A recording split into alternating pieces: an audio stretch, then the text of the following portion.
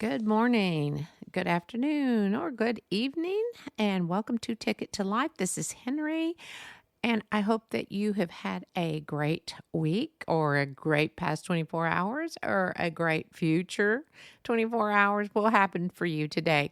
Thank you for joining me on Ticket to Life. Today, we're going to be talking about grandparenting. Um, but before we start, my daughter just came to visit with the grandgirls and my son-in-law, and it was great. We had a great visit, but it's just so busy. And as you all know, being a parent is exhausting, but I can tell you being a grandparent is even more exhausting. And why? Because we're older. We're not used to doing things like getting up and down, up and down, up and down. But if I had the choice to never have this opportunity, then no, this is the best opportunity. I love being a grandmother. It's crazy because when I was younger, I always wanted to be a mother. And anyway, the visit was great, but I always wanted to be a mother. Jumping back and forth here. But being a grandparent is actually better, even though I'm exhausted. My husband and I are exhausted. And it's not that we're not in shape. Well, we could probably be in better shape. But it takes a lot. We watch our grandson 4 days out of the week, and he's easy. Honestly, but he's exhausting. Now, when I say he's easy, he is easy. I'm not having to run around. He's 5 months old to chase him or anything. But it's a mental. For me, it's more of a mental than physical exhaustion because your mind is always going, does he need this? Does he, of course, he's not speaking yet. But it's just, you're always concerned for his needs. And it is funny because I told my husband this. I said, it's funny. You look at him and you think, oh, this is what happens to us when we get older, not now, older. A lot, not everyone, but a lot of people can't fend for themselves. They can't go to the restroom without help. They have to wear diapers, or Depends or whatever. I don't, thank God, knock on wood, I don't have to wear those, but you have to make sure that older people are eating. It's like the cycle of life. It's revolving. You wind up, tired and sleepy. But anyway, it's a joy. So we're enjoying this. Our granddaughters are 4, soon to be 5 and 2, and they're just full of energy. It's one of those things. It's like, if I could have a quarter of that energy, it would be amazing. It really would be amazing. But we did have a good time. And if you ever have a chance, if you're in the Dallas-Fort Worth area, Dallas Arboretum is absolutely gorgeous this time of year. There must be literally thousands of tulips. If you are a flower or horticulturalist, I think I said that correctly. But anyway, this is the place to go. It's just beautiful. I mean, the decoration, the way they do the setting of all of the flowers, and the kids just love it because it's open fields, open places to roam and just enjoy nature, just you and one-on-one with God's creations. I mean, it is just so beautiful and pleasant. I think that will be my heaven. It will be something like the Dallas Arboretum with beautiful music playing. That's what I wish they did have. They do that, have that at Christmas. But anyway, the girls had a great time, and twice a week they have a petting zoo and music and story time. And guess what? It was Dallas Independent School Week, which I did not know, spring break. So were there a few children, or were there herds of children? No, there were lots of kids there, like little ones, lots of strollers. If you've ever gone to Disney or any kind of amusement park and you have like 30 strollers parked on the side, that's what it looked like. And they do a great job. But if you're ever again with little ones and it is relaxing because the kids I believe it's a safe place because there's so much for kids to just run and just be free without the technology, although you do see some moms pushing the stroller and having their dumb phones with them. And I know I'm always criticizing about technology, but it does drive me nuts how much we depend on that. But anyway, so um, I understand. I'm just as bad, but I don't walk around with, I'm holding and waiting for that call to come in. But anyway, it is a great time. And a lot of the moms, and I say a lot, but quite a few were looking grumpy. And I think that was due to the fact that school was out. So, you had kids of all ages, like you had babies, you had school age kids. And I really believe a lot of parents love school, not just for the educational part, but also they're not with their kids. They get that break. That's horrible, I know. But unfortunately for that, we did notice quite a few grandparents there, with their kids, grandkids, or I'm assuming they were their grandkids. I guess, I think, what's his name? The actor. Oh, Robert De Niro. That's it. How could I forget him? I love him in Meet the Fockers. And anyway, so I think he's like in his 80s or he's 80. And I guess, it doesn't matter how old you are. You can have a baby at any age because he has a 9-month-old daughter. Hello. Didn't know things work that long, but apparently they do. So that's, good for him. So maybe some of those people that looked my age or older, maybe those were their children, but there were a lot of them. And I understand that it's a hard thing because in a lot of households, apparently we need to have more money, and childcare is so expensive. We have some friends that live in our neighborhood, and they are both employed, both Dallas police officers, and they have 4 children, and they are looking for childcare. They just had their 4th. Oh, the sweetest babies. And anyways, and they're looking for childcare, and they're looking at $6,000 a month for childcare for 4. Now that's a lot. That's a lot of money. But I understand we do need money to survive. We need a roof over our heads and food on the table, and so I get it.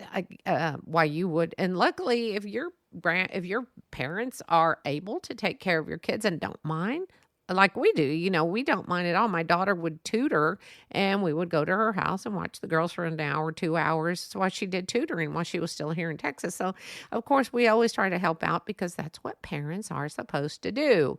And of course, they're always grateful. And my daughter once said, "Do you know how much stuff you've done for me and my brother?" And I said, "Yes." I just don't mention my kids' names because I don't think they need to be out there. So when you hear me always say my daughter or my son, it's you just need to know me, Henrie. So anyway, when she asked me that, I said, "Yes, but this is what I want you to remember when your girls are older, that you can do and help them out." And it's not like a big thing. I mean, they're your grandkids. They're coming from your bloodline. And when you have to remember that, but I was reading that approximately 5 to 6% of grandchildren and 10% of grandparents live with grandparent-grandchild households at any given time. Is that crazy?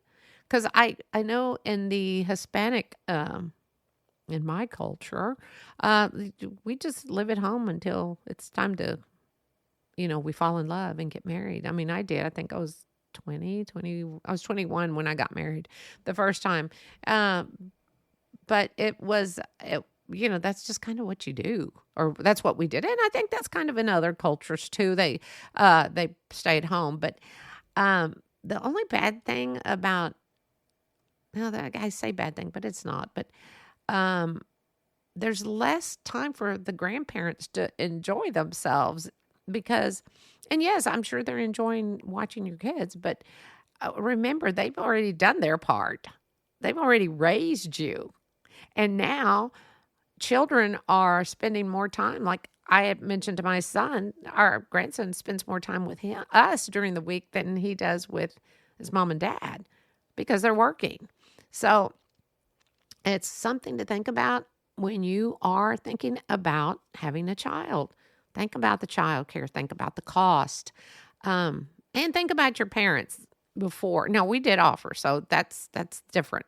Um, but I think the grandparents, who knows? They may have 2 more days left in the world and they're spending it with your grandkids, but I mean, with your kids. And the loss of the social connection can be very stressful. Not just that, and it is stressful because, like with our grandson, he's easy. He's not running or crawling or doing anything right now. He just rolls around, rolls from the front, rolls to the back, rolls to the front. But we're always, like I said, it's more of a mental thing, making sure he's okay. He's okay. And I think it is very stressful for us. I honestly don't. If I had to, I would. But I think it's so much easier with my husband being around because he's able to help me change him, make bottles for him, sterilize the bottles, just stuff like that. It's just one less thing. And I do wonder, how did I do it? Because I did it. My kids are 2.5 years apart because that's how we planned, because we're planners. That's how we planned them. There is a funny story because when we had our son, we had always said we were going to have 2 kids. And so we have our son, and he's about 1.5 years, and it was like, oh, it's almost time to start working on the second one. And I said, well, I'm pretty happy just with him. I mean, look, we can do a lot more now. He's older, and my husband looked at me like I had worms coming out of my nose, but he said, no, we always said 2. So, of course, because of him, I have this wonderful daughter that I can't explain how we are so close. Well, actually, it was both of us. I mean, I did have a big part on the pregnancy. I did carry her for 9 months. But anyway, so then when she comes along, I'm just all in love again, that new baby. And then I look at my husband and said, maybe we should try for a third. Of course, then he really looked at me like I had worms and spiders crawling all over my face. He said, no, we said 2, we can afford 2. So anyway, so we have these 2 great kids, and I'm so grateful for them. But I'm sure if you've heard my other podcast, we do have a third son. We found out through DNA that my husband had a son before we got married. Pretty close, but we were friends for so long, so I don't need to go into the whole details. So we found out that my son, my stepson, through Ancestry.com, we found him about 5 years ago, or he found us, and we were a match. And we're so thankful about that too, because they don't live, well, they're closer than Kansas, but we don't get to see them that often, but we do visit. And my husband, they keep in contact because it's so important, because he did miss out on a great life with my husband. My husband's a great dad. But anyway, he's wonderful. And they have 2 children. We don't really see them that often, like I said, but it's awesome. And we're very thankful that God put us all together again as a family. But back to this, just when you do ask your parents to watch your kids, like, it's one thing to have date night. It's another when you ask them to watch them for a while. Because a lot of parents aren't prepared for that. Now, again, I just love grandkids. I mean, I love kids. I just do. I love kids. There were so many kids at the Arboretum, but it was a little bit overwhelming. It's like, so many. And I thought, but I love children, and I love being a grandmother. I think I get to enjoy more of watching them grow, opposed to being a parent where you're raising them. And yes, we're raising him, helping, it takes a village, but it takes a family, a strong family, to raise a child. And so I think sometimes it's, I feel like my husband and I, our days are around our grandson. But we chose that, and we love that. But it's funny because we have like stations like they did in kindergarten. We start off with, he comes here, and sometimes he's asleep, sometimes he's not. And then we have the blanket on the floor with toys. And then when he's tired, kind of, wah, wah. And then we move him to station 2. We have a chair. Well, we actually have 2 chairs, but this one chair we can lay him and we buckle him in for safety because he's rolling around, like I said. And it can rock, and then he has toys dangling. Then when he's tired of that, then we move to the stroller. So we have like this long entryway, and the girls love it when they're here because they can run back and forth, back and forth. And yes, I'm that parent that would not allow my children to run in someone else's house, but I allow my grandchildren to run in my house. We have breakables everywhere, but I guess if they break, I don't want them to break, but I guess I should have put them away. That's how I see things now. I should have put them away. But anyway, they don't run in other people's houses, but they're allowed to run in this certain area in my house. Sometimes you just need to burn some energy. And trust me, if I could run without hurting my knees, I'd be running up and down the hall. That entryway. So anyway, back to my grandson. So we'll put him in the stroller and we do that. And then sometimes he goes to sleep and, we have a pack and play. It's really, I think they make grandparenting and parenting a lot easier now with those pack and plays. Man, pack it up. We just have it in our bedroom. So it's just nice to have those things. But also I think my husband and I have been wondering, because we've been watching him since January, what did we do before he was here? Because we literally, we have a car seat and we do take him for drives and stuff, but we just really, I don't feel safe. I don't like driving. And this is me. I don't like driving with my grandkids in the car, not because they're loud or they're very good in the car. It's just, I don't like their lives in my hand in the car. Am I a good driver? Yes, I think I'm a good driver. But there's always the other guy. I think I'm even more cautious when I have my grandkids with me.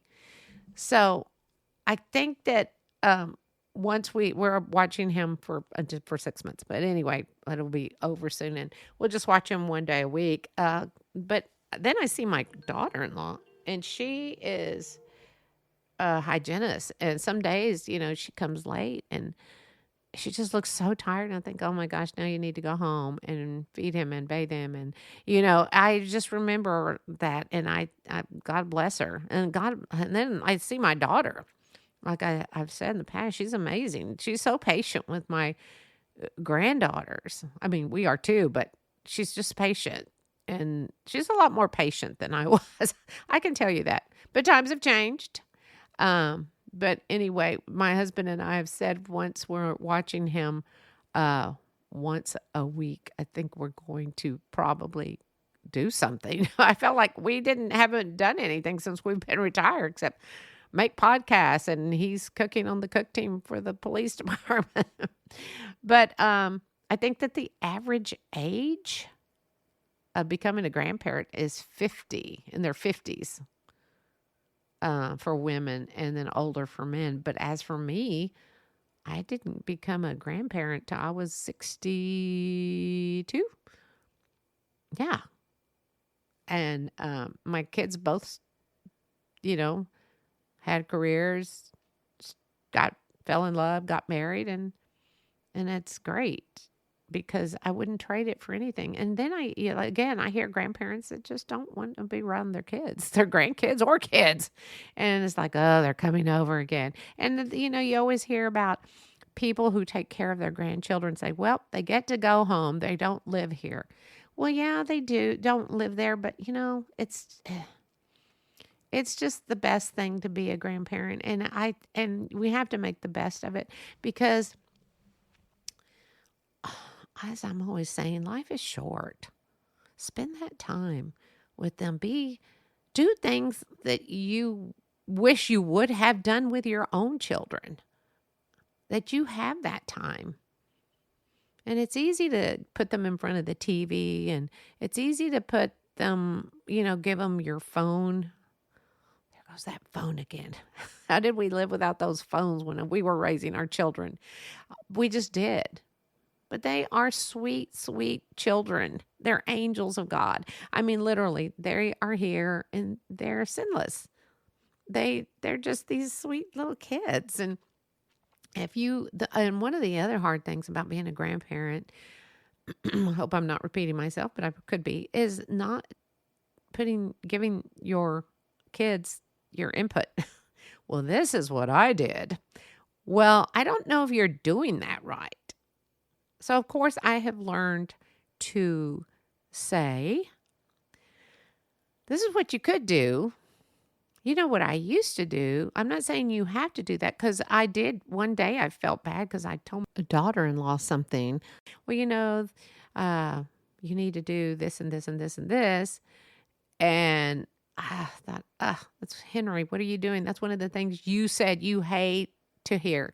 So I texted her. I said, I'm just so sorry. I said, I don't mean to tell you. You do. I know you're doing a great job as a mom, and she is. You do what you think is best.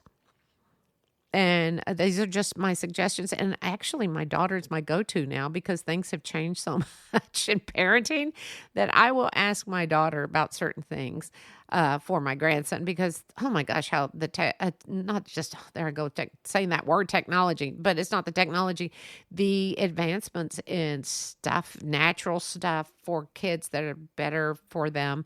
It's amazing, because we knew nothing else but talcum powder and baby lotion, because that's all we knew because of our parents. But there's so many different things, but because you just don't want to do the wrong thing. And I do ask my daughter-in-law and my son, is it okay if we do this?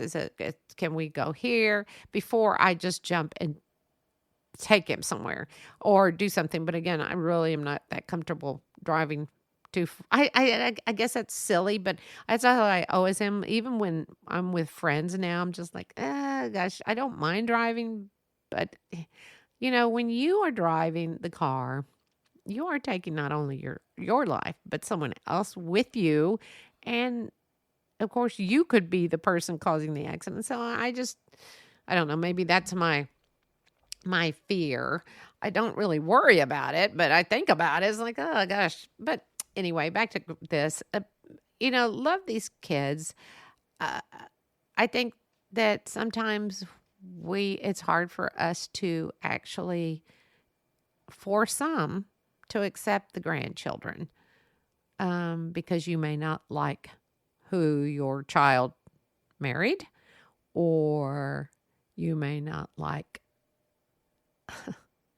that your child looks like the divorced parent. And I know that sounds crazy, but it's true. Some people are just awful about that. Some people favor their oldest grandchild, which I don't agree with. Some people favor the middle child because, they just feel so bad for them because they're the middle child. Some people favor the youngest grandchild. And it's crazy, but you shouldn't favor anyone. You love each child differently. Like, I love both my kids so much and love them the same. I don't care what anybody says, but I love them differently. And I know that sounds weird, but I love my son because he's my son, and I love my daughter because she's my daughter. Had I had another son, I would have loved him different. My granddaughter, actually, we were on the phone a few weeks ago before they came, and she said, Ita, who do you love more, me or my little sister? And my daughter says, you can't ask something like that. And I just answered her and I said, well, I love you more because you're the oldest. I love your sister more because she's the baby of the family. And I love my grandson because he's my grandson. So she was happy with that. But I love them all. To say I love them more, I love them most, I love them least. No, they're my grandkids. And they may make big mistakes in life as they get older. I will still love them. No matter what, you will still always love your children and your grandchildren. And you have to accept them for who they are. And don't forget they're learning. And times are different. It's not like the same way when we were growing up. And understand, again, this is for the parents. Please understand that your parents may be older and may not be able to watch your child to the best of their ability. So for you you really need to kind of help them out. And I know it is expensive. Childcare is so stinking expensive. Maybe consider working part-time if you can afford it. Or, of course, think about your finances. Do you really need that 5,000 square foot home? I sometimes think people think the bigger the home, the better they look, and people look up to them. But you know what? You really don't need that big house. We have so we do have a pretty large house. It's not 5,000 or 10,000 square foot home, but it has been a asset or a blessing for us because we've been able to have families stay with us between moves and when our daughter comes to visit. And both my son and daughter did live with us for a little while between homes, but that's the blessing. Also, it was a foreclosure, so it was great. Anyway, I think I apologize. I'm so bad about not turning my phone off when I'm podcasting, and I know every so often you'll hear a ring or an alarm go off or something. So anyway, this is Henrie, and I'm just, again, grandparenting is the best. A child changes everything. We were with some families for a St. Patrick's Day party a few weeks ago, or last week. It doesn't matter. We were at a St. Patrick's Day party, and last year there's people. They're my son and daughter-in-law's family and friends, and they're all in their 30s. Well, we've finally met all these parents, but of course we know their kids better than we know the grandparents. Now all grandparents, because last year at this time there were no babies, and now there were 4 babies under the age of 5 months there. 4. So it was fun to see all the grandparents with their grandbabies. Of course, I already have 2, so I was ready to snatch anyone who wanted to free a newborn up. My grandson was the oldest. He was 5 months. And then I think there was one who was 4 months. And there was one that was 6 weeks. And one that was maybe 8 weeks. I mean, there were babies everywhere. But it was such a joy to see all those sweet baby faces. But anyway, I just wanted to share this about grandparenting. It is exhausting, but I wouldn't trade it for anything in the world. I am blessed to have grandchildren. I am blessed to have wonderful children in my life. And again, remember, you can listen to Ticket to Life on any major platform, pretty much anywhere. But I am thrilled about Apple. Apple is now transcribing our podcast. May not be that accurate on some of them, but pretty much if you want to follow through while listening, you can. And again, thank you for listening to Ticket to Life, and go find your blessings.